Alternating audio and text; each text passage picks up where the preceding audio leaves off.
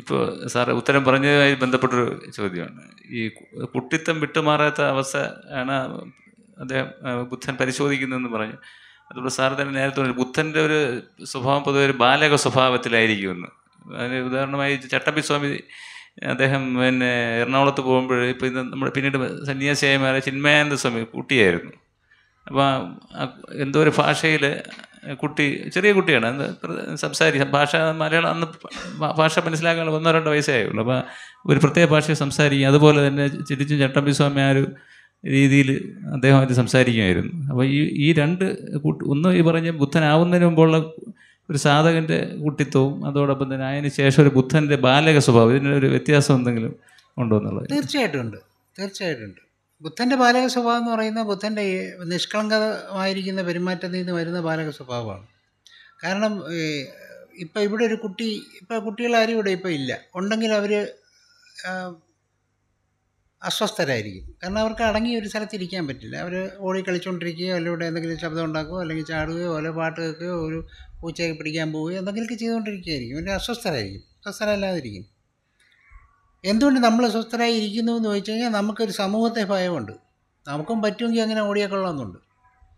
നമുക്ക് പക്ഷേ നമ്മളൊരു കെട്ടിയുണ്ടാക്കി ഊതിക്കെട്ടി വെച്ചിരിക്കുന്ന ഒരു മാന്യത അല്ലെങ്കിൽ ഒരു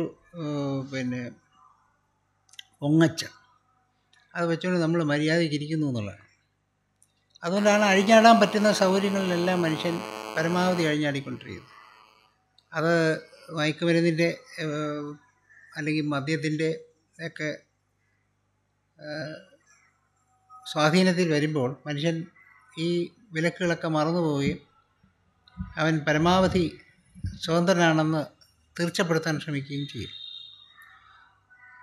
കുട്ടിയെ സംബന്ധിച്ചിടത്തോളം വളരെ നിഷ്കളങ്കനാണ്. അപ്പോൾ ആ നിഷ്കളങ്കമായിരിക്കുന്ന അവസ്ഥയാണ് ഒരു ബുദ്ധനിലേക്ക് വരുന്ന ബാലക സ്വഭാവം. അല്ലാതെ ഒരിക്കലും ഒരു ഇൻഡിസിപ്ലിൻഡ് ആക്ടിവിറ്റി അല്ല. ഞാൻ പറഞ്ഞ ബാലക സ്വഭാവം എന്ന് പറയുന്നതും ഞാൻ ആദ്യം പറഞ്ഞ ശിഷ്യന്മാരിലുണ്ടാകുന്ന ഇമ്മച്യൂരിറ്റിയും തമ്മിൽ വ്യത്യാസമുണ്ട്. വലുതാണെന്ന് വിചാരിച്ചിരിക്കുകയും എന്നാൽ വലുതാകാതിരിക്കുകയും ചെയ്യുന്നവരുടെ സ്വഭാവമാണ് ഇമ്മച്യൂരിറ്റി. ഭാവം കൊണ്ട് അവർ മുതിർന്നവരാണ്, പക്ഷെ മുതിർന്നവരുടേതായ ഒരു ലക്ഷണവും അതിനകത്ത് കാണുന്നില്ലെങ്കിൽ അവിടെയാണ് ഇമ്മച്യൂരിറ്റി എന്ന് പറയുന്നത്. ഒബ്സസീവായിട്ടുള്ള സ്വഭാവങ്ങൾ, ഒരു കാര്യങ്ങളിൽ നമ്മൾ പിടിവാശി ഉണ്ടാക്കുക, വിട്ടുവീഴ്ച ഇല്ലാതിരിക്കുക, ഇങ്ങനെയൊക്കെയുള്ള പല രീതികളുണ്ട്. അങ്ങനെയൊക്കെ വരുമ്പോൾ മഹാത്മാഗാന്ധി പോലും ചിലപ്പോൾ ഒബ്സസീവായിട്ടുള്ളൊരു സ്വഭാവം ഉണ്ടായിരുന്നു എന്ന് ആരോപിക്കാൻ മനഃശാസ്ത്രജ്ഞന്മാർക്ക് കഴിയും. അപ്പോൾ അതുകൊണ്ട് അത്തരത്തിലുള്ള അവസ്ഥകളെയാണ് ഇവിടെ ഇമ്മച്യൂരിറ്റി എന്ന് വിളിച്ചത്. അല്ല ഒരിക്കലും ബാലക സ്വഭാവം ബാലക സ്വഭാവം ഇതുമായിട്ട് ബുദ്ധൻ്റെ അടുത്ത് പെരുമാറിയാൽ മാത്രമേ ബുദ്ധൻ്റെ ബാലക സ്വഭാവം എന്താണെന്ന് മനസ്സിലാവുള്ളൂ. നമ്മൾ പുസ്തകങ്ങളിൽ കൂടെ ഒരിക്കലും ബുദ്ധൻ്റെ ബാലക സ്വഭാവം മനസ്സിലാക്കാനൊക്കില്ല.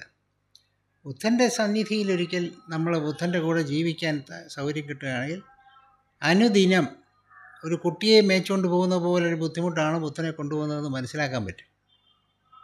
അതുപോലെ തന്നെയുള്ള പിടിവാശികളോ ഒരു പക്ഷേ അത്തരത്തിലുള്ള കാര്യങ്ങൾ തന്നെ കാണുകയും ചെയ്യാം. ആനന്ദശീല ഓഷോയെക്കുറിച്ച് പറഞ്ഞിരിക്കുന്ന കാര്യങ്ങൾ ഇപ്പോൾ പെട്ടെന്ന് ഓർമ്മ വരികയാണ്. അദ്ദേഹത്തിന് ഒരുപാട് പിടിവാശികളുണ്ടായിരുന്നു. ഒരുപക്ഷെ കുറച്ചൊക്കെ സാറ് വായിച്ചു കാണും, എനിക്ക് അറിഞ്ഞുകൂടാ. അവരുടെ ഇൻ്റർവ്യൂവിൽ അവർ പറയുന്നുണ്ട്, ഓഷോ എല്ലാവർക്കും ചില പ്രസൻറ്റൊക്കെ കൊടുക്കും. ആ പ്രസൻറ്റ് കൊടുത്തു കഴിഞ്ഞാൽ അവർ പിണങ്ങുകയാണെങ്കിൽ ആ പ്രസൻറ്റ് തിരിച്ചു വാങ്ങിക്കും.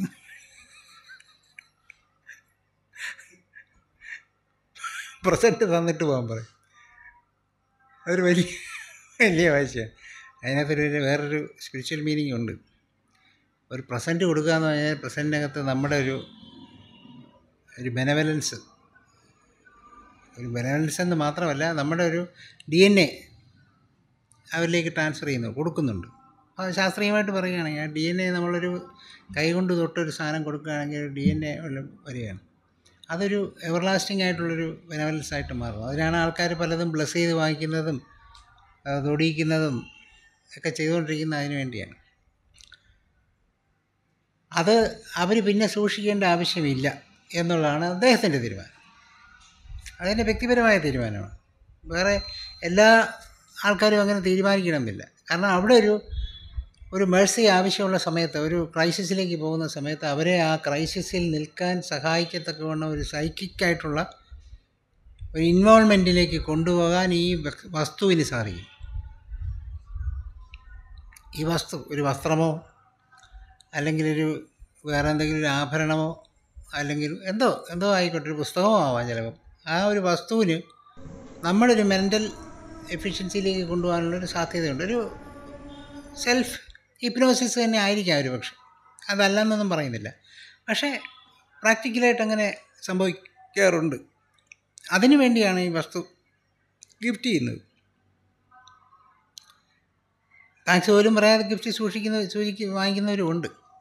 പക്ഷേ ഈ ഗിഫ്റ്റ് കിട്ടിക്കഴിഞ്ഞാൽ ഈ ഓഷോ തിരിച്ച് വാങ്ങിക്കുന്നത് എന്ന് വെച്ചാൽ പിന്നെ അങ്ങനൊരു കമ്മ്യൂണിക്കേഷൻ്റെ ആവശ്യം അവിടെ ഇല്ല എന്ന് അദ്ദേഹത്തിന് തോന്നുന്നുകൊണ്ടായിരിക്കും വാങ്ങിക്കുന്നതെന്നാണ് എനിക്ക് തോന്നുന്നത്. അതങ്ങനെ വേറെ വല്ലെങ്കിലും വിചാരമുണ്ടോ എന്ന് എനിക്കറിഞ്ഞൂടാ. പക്ഷേ അതെന്തായാലും ആ അനന്തശീലം അത് കളിയായിട്ട് കാണുന്നുണ്ട്. ഒരു കുട്ടിയുടെ ഒരു സ്വഭാവമായിട്ട് നല്ല സംഗതി തന്നെയാണ്, ഒരു ബാലക സ്വഭാവമാണ്. രാമകൃഷ്ണദേവൻ്റെ കാര്യം എടുത്ത് നോക്കിക്കഴിഞ്ഞാൽ ഈ ബാലക സ്വഭാവം സാറ് നിത്യമായിട്ട് വായിച്ചിരിക്കണം എനിക്ക് തോന്നുന്നു. എല്ലാ ദിവസവും പലതരത്തിലുള്ള ബാലക സ്വഭാവങ്ങൾ കാണിച്ചുകൊണ്ടിരുന്നു. പിന്നെ എല്ലാ ബുദ്ധന്മാർക്കും ഇത്തരത്തിലുള്ള ഉണ്ടായിരുന്നു. പക്ഷെ അത് പബ്ലിക്കായിട്ട് കാണിച്ചുകൊണ്ടിരിക്കുന്നതല്ല,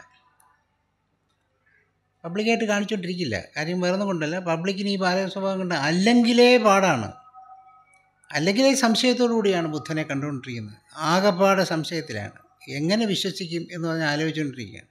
കാരണം താൻ തൻ്റെ ബുദ്ധിയെക്കുറിച്ചാണ് കൂടുതലായിട്ട് വിശ്വസിച്ചുകൊണ്ടിരിക്കുന്നത്. എന്നിട്ട് താൻ സകല അബദ്ധങ്ങളിലും ചെന്ന് വിടുന്നുമുണ്ട്.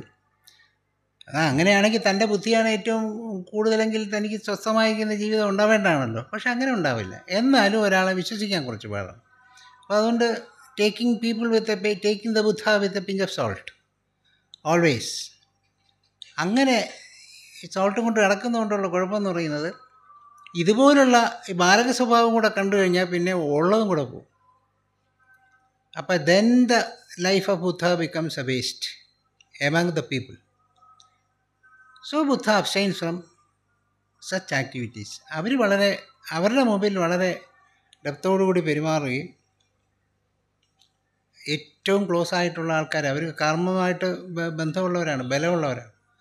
ആ ബലമുള്ളവരോടുള്ള സ്വാതന്ത്ര്യം എടുത്തുകൊണ്ട്, ആ സ്വാതന്ത്ര്യം എടുക്കുന്നതിന് അത്രയും ഭാഗ്യം വേണം, ആ സ്വാതന്ത്ര്യം എടുത്തുകൊണ്ട് അവരോട് വളരെ സ്വതന്ത്രരായിട്ടും ബാലക സ്വഭാവത്തോടുകൂടി പെരുമാറുകയും ചെയ്യും. എന്ന് മാത്രമല്ല, അത് ഭക്തിയുള്ളവർക്ക്, അതായത് പ്രേമമുള്ളവർക്ക്, ബുദ്ധനോട് പ്രേമമുള്ളവർക്ക് ഇത് വളരെയധികം ആനന്ദദായകമാണ്. ഈ ലീല എന്ന് പറയുന്നത്, ഈ ബാലക സ്വഭാവം എന്ന് പറയുന്നത് വളരെ ലീലയാണ്. എൻ്റെ ഗുരു ചെറുപ്പമായിരുന്ന സമയത്ത് കുപ്പം എന്ന് പറയുന്ന സ്ഥലം അറിയാമല്ലോ, ആന്ധ്ര തമിഴ്നാട് ബോർഡറാണ്. അവിടെ ഒരു വീട്ടിൽ പോയി. അന്ന് അദ്ദേഹം വളരെ പ്രശസ്തനൊന്നുമല്ല, കുറച്ച് അറിയപ്പെടുന്ന ആൾക്കാരുടെ ഇടയിൽ മാത്രം അദ്ദേഹം ആരാധ്യനാണ്. അദ്ദേഹം അവിടെ ചെന്ന്, ഒരു സഹോദരിമാരുടേതായ വീടാണ്, അവർ മുകളിലും താഴെയുമായിട്ട് താമസിക്കുകയാണ്. അപ്പോൾ മുകളിലുള്ള സഹോദരി എന്ന് പറയുന്നത് ഭയങ്കര ധനികയാണ്, ഒരു കോടീശ്വരിയാണ്. താഴെയുള്ള സഹോദരി എന്ന് പറയുന്നത് വളരെ പാവപ്പെട്ടവരാണ്. അപ്പം മുകളിലാണ് ഇദ്ദേഹത്തിൻ്റെ എല്ലാ സംവിധാനങ്ങളും അവരങ്ങ് ഉണ്ടാക്കിയിരിക്കുന്നത്, മുകളിലുള്ളവർ. അപ്പോൾ അവിടെ മുകളിൽ താമസിക്കുക, മുകളിൽ എല്ലാ സംവിധാനങ്ങളും ഉണ്ടാക്കി. രാത്രിയായപ്പോൾ പതുക്കെ ഇറങ്ങി താഴെ വന്ന് ഈ ഇളയ സഹോദരിയോട്, താരതമ്യേന ദരിദ്രയായ സഹോദരിയോട് പറഞ്ഞു, എനിക്ക് ഭയങ്കരമായിട്ട് വിശക്കുന്നു, എനിക്ക് ദോശ ഇട്ട് തരണം. അപ്പോൾ അവർ ദോശ ഇടുമ്പോൾ ശബ്ദം കേൾക്കരുത്, ശബ്ദം കൊടുക്കാതെ ദോശ ഇടാനേ പോകില്ല. ദോശ എന്ന് പറഞ്ഞാൽ തന്നെ 2 ഷായാണ്, ഒഴിക്കുമ്പോഴുള്ള ഷാ, തിരിച്ചിടുമ്പോഴുള്ള ഷാ, അതാണ് ദോശ. ശബ്ദം കേൾപ്പിക്കരുത് എന്ന് പറഞ്ഞ് ദോശയൊക്കെ ചുട്ട് കഴിച്ചിട്ട് പോയി കിടന്നു. രാവിലെ ചേച്ചിയെടുത്ത് പറയുകയാണ്, എന്നെ അവൾ വന്ന് വിളിച്ച് ദോശ തീറ്റിച്ച് എനിക്ക് വയറൊട്ടും സുഖമില്ലാതായി.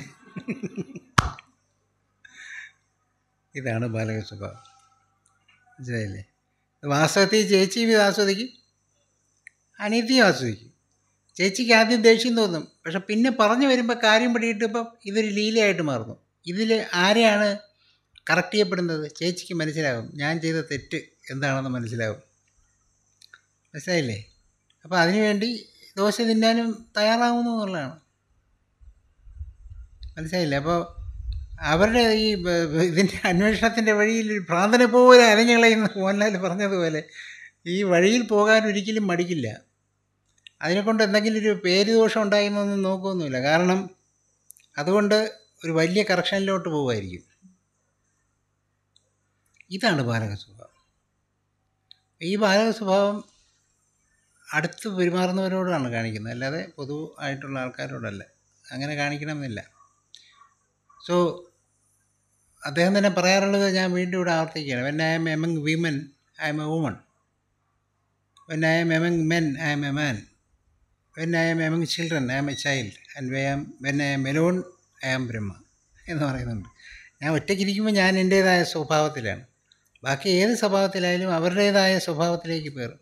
ഒരു ബുദ്ധൻ്റെ ഒന്നാമത്തെ ലക്ഷണം തന്നെ സ്ത്രീകൾക്ക് സ്ത്രീ അല്ല എന്ന് തോന്നുകയില്ല. സ്ത്രീകളുടേതായൊരു സ്ത്രീയാണ് എന്ന് തന്നെ തോന്നുന്ന ഒരു സ്വാതന്ത്ര്യം ഉണ്ടാകും. പുരുഷൻ അതുപോലെ തോന്നും, കുട്ടികൾക്ക് അതുപോലെ തോന്നും. അതാണ് ബുദ്ധൻ്റെ ലക്ഷണം. ഒരു ബാഹ്യ ലക്ഷണം അതാണ്. അപ്പോൾ അതുകൊണ്ട് അതാണ് ബുദ്ധൻ്റെ ബാലക സ്വഭാവം.